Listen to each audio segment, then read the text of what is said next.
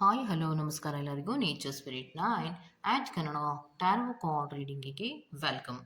ಇವತ್ತು ನಾವು ತಗೋತಾ ಇರುವಂತಹ ರೀಡಿಂಗ್ ಯಾವುದು ಅಂದರೆ, ಈ ಹುಣ್ಣಿಮೆಯ ತದನಂತರ ನಿಮ್ಮ ಪ್ರೀತಿಯ ವ್ಯಕ್ತಿ ಯಾವ ವಿಚಾರದಲ್ಲಿ ಅವರು ಬದಲಾವಣೆಯನ್ನು ತಗೋತಾರೆ ಅಥವಾ ಯಾವ ವಿಚಾರದಲ್ಲಿ ಅವರು ಚೇಂಜಸ್ ಆಗುವಂತಹ ಸಾಧ್ಯತೆಗಳಿದೆ ಅನ್ನೋದ್ರ ಬಗ್ಗೆ ನಾನು ರೀಡಿಂಗನ್ನು ತಗೋತಾ ಇದ್ದೀನಿ. ಓಕೆ, ಸೊ ಇದೆಲ್ಲವೂ ಕೂಡ ಇನ್ ಜನರಲ್ ಆಗಿರುವಂತಹ ರೀಡಿಂಗ್ ಆಗಿರೋದ್ರಿಂದ ನಿಮಗೆ ರೆಸೋನೇಟ್ ಆದರೆ ಮಾತ್ರ ತಗೊಳ್ಳಿ. ಹಾಗೆಯೇ ಸ್ಕ್ರೀನ್ ಮೇಲೆ ಕಾಣ್ತಾ ಇರುವಂತಹ ಒಂದು ನಂಬರ್, ಅದು ಪರ್ಸನಲ್ ರೀಡಿಂಗಿನ ನಂಬರ್ ಆಗಿರುತ್ತೆ. ಯಾರಿಗೆಲ್ಲ ಪರ್ಸನಲ್ ರೀಡಿಂಗಿನ ಅವಶ್ಯಕತೆ ಇದೆಯೋ ಅವರೆಲ್ಲರೂ ಕೂಡ ವಾಟ್ಸಪ್ ಮೆಸೇಜನ್ನು ಮಾಡೋದ್ರ ಮೂಲಕ ಪೇ ಮಾಡಿ ನಿಮ್ಮ ರೀಡಿಂಗ್ಸ್ಗಳನ್ನು ನೀವು ತಗೋಬಹುದಾಗಿರುತ್ತೆ.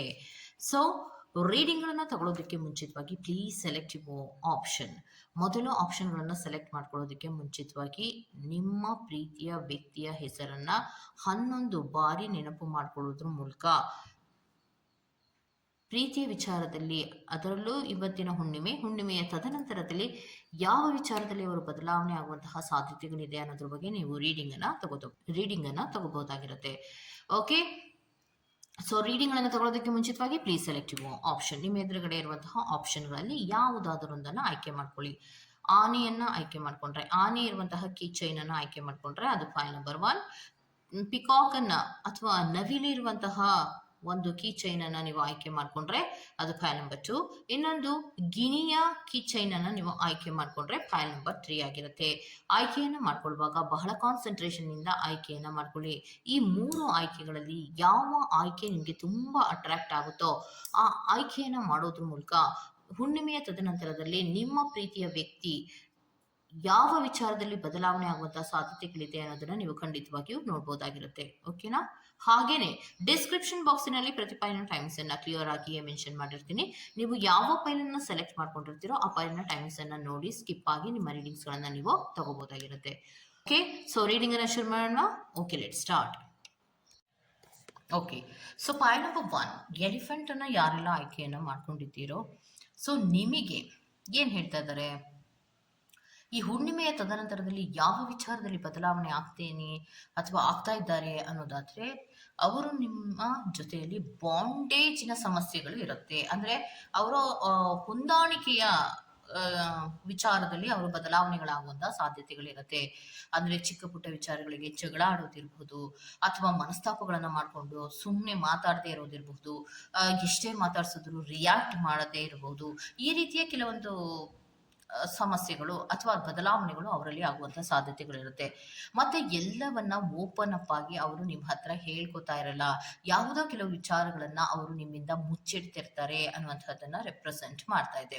ಅಂದ್ರೆ ಹುಣ್ಣಿಮೆಯ ತದನಂತರದಲ್ಲಿ ನಿಮ್ಮ ಪ್ರೀತಿಯ ವ್ಯಕ್ತಿ ಸ್ವಲ್ಪ ಮಾತನ್ನ ಕಡಿಮೆ ಮಾಡೋದ್ರ ಜೊತೆಗೆ ಅಂಡರ್ಸ್ಟ್ಯಾಂಡಿಂಗ್ ಇರೋದಿಲ್ಲ. ಅಂದ್ರೆ ಕಮ್ಯುನಿಕೇಶನ್ಸ್ಗಳಲ್ಲಿ ಅಂಡರ್ಸ್ಟ್ಯಾಂಡಿಂಗ್ ಇರೋದಿಲ್ಲ. ನೀವೇ ಏನೋ ಹೇಳ್ತಾ ಇರ್ತೀರಾ, ಅದನ್ನ ಕರೆಕ್ಟಾಗಿ ಅರ್ಥ ಮಾಡ್ಕೊಳ್ಳದೆ ಕೋಪದಲ್ಲಿ ಅಥವಾ ದುಡುಕಾಗಿ ಮಾತಾಡುವಂತಹದ್ದು. ಸ್ವಲ್ಪ ತಾಳ್ಮೆಯಿಂದಲೇ ಮಾತಾಡ್ತಿದ್ದಂತಹ ವ್ಯಕ್ತಿ ಇದ್ದಕ್ಕಿದ್ದ ಹಾಗೆ ಕೆಲವು ಬದಲಾವಣೆಗಳನ್ನ ಮಾಡ್ಕೊಳ್ಳುವಂತಹ ಸಾಧ್ಯತೆಗಳು ಇರುತ್ತೆ. ಮತ್ತೆ ಎಷ್ಟೋ ವಿಚಾರಗಳನ್ನ ಅವರು ನಿಮ್ಮ ಹತ್ರ ಬಚ್ಚಿಡುವಂತಹ ಸಾಧ್ಯತೆಗಳಿದೆ ಅನ್ನುವಂಥದ್ದನ್ನ ರೆಪ್ರೆಸೆಂಟ್ ಮಾಡ್ತಾ ಇದೆ. ಯಾರೆಲ್ಲ ಎಲಿಫೆಂಟ್ ಅನ್ನ ಸೆಲೆಕ್ಟ್ ಮಾಡ್ಕೊಂಡಿದ್ದೀರೋ ಅವರಿಗೆ. ಸೊ ಈ ಇವತ್ತಿನ ಹುಣ್ಣಿಮೆಯ ತದನಂತರದಲ್ಲಿ ಅವರಲ್ಲಿ ಈ ಬದಲಾವಣೆ ಇರುತ್ತೆ ಅನ್ನುವಂಥದ್ದನ್ನ ರೆಪ್ರೆಸೆಂಟ್ ಮಾಡ್ತಾ ಇದೆ.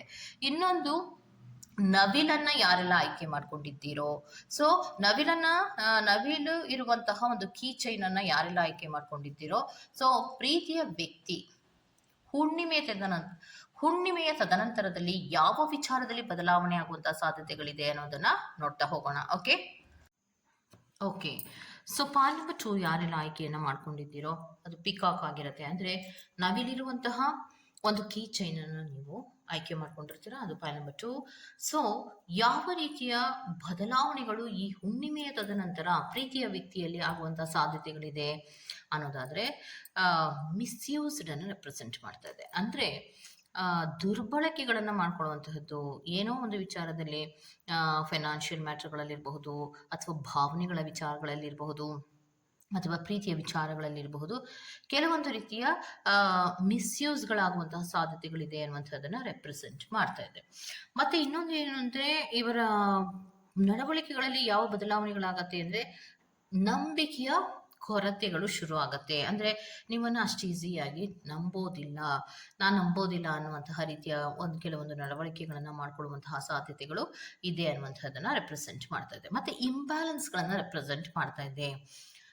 ನಿಮ್ಮ ಮತ್ತು ನಿಮ್ಮ ಪ್ರೀತಿಯ ವ್ಯಕ್ತಿಯ ನಡುವೆ ಕೆಲವೊಂದು ರೀತಿಯ ಇಂಬ್ಯಾಲೆನ್ಸ್ಗಳಾಗುವಂತಹ ಸಾಧ್ಯತೆಗಳಿದೆ ಅನ್ನುವಂಥದ್ದನ್ನು ರೆಪ್ರೆಸೆಂಟ್ ಮಾಡ್ತಾ ಇದೆ. ಕೆಲವೊಬ್ಬರಿಗೆ ಸೆಪರೇಷನ್ ಅನ್ನು ರೆಪ್ರೆಸೆಂಟ್ ಮಾಡಿದ್ರೆ, ಕೆಲವೊಬ್ಬರಿಗೆ ಪ್ರೀತಿಯ ವಿಚಾರಗಳಲ್ಲಿ ಕೆಲವೊಂದು ರೀತಿಯ ಟ್ರಸ್ಟ್ ಇಶ್ಯೂಸ್ಗಳನ್ನೇ ಮಾಡಿಕೊಂಡು ಅದನ್ನೇ ದೊಡ್ಡದಾಗಿ ಮಾಡ್ಕೊಳ್ಳುವಂತಹ ಸಾಧ್ಯತೆಗಳು ಕೂಡ ಇರುತ್ತೆ. ಅಂದರೆ ನಂಬಿಕೆ ಇಲ್ಲ ನನಗೆ, ಯಾವಾಗಲೂ ನೀವು ಏನೋ ಒಂದು ರೀಸನನ್ನು ಕೊಟ್ಟು ಅವರು ನಿಮ್ಮಿಂದ ದೂರ ಇರುವಂತಹ ಪ್ರಯತ್ನಗಳನ್ನು ಮಾಡುವಂತಹ ಸಾಧ್ಯತೆಗಳಿದೆ ಈ ಹುಣ್ಣಿಮೆಯ ತದನಂತರದಲ್ಲಿ ಅನ್ನುವಂಥದ್ದನ್ನು ರೆಪ್ರೆಸೆಂಟ್ ಮಾಡ್ತಾ ಇದೆ.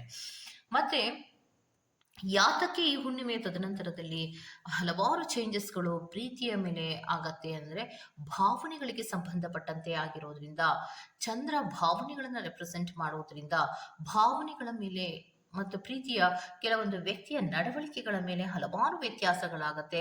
ಸೊ ಅದರಿಂದ ಫೈನಲ್ ಯಾರೆಲ್ಲ ಆಯ್ಕೆಯನ್ನು ಮಾಡ್ಕೊಂಡಿದ್ದೀರೋ ಸೊ ಅವರಿಗೆ ಈ ರೀತಿಯ ಕೆಲವೊಂದು ರೀಡಿಂಗ್ಸ್ಗಳು ಬರ್ತಾ ಇದೆ. ಓಕೆ, ಗಿಣಿ ಇರುವಂತಹ ಒಂದು ಕೀ ಚೈನನ್ನು ನೀವು ಆಯ್ಕೆಯನ್ನು ಮಾಡಿಕೊಂಡ್ರೆ ಅದು ಪಾಯಲ್ ನಂಬರ್ 3 ಆಗಿರುತ್ತೆ.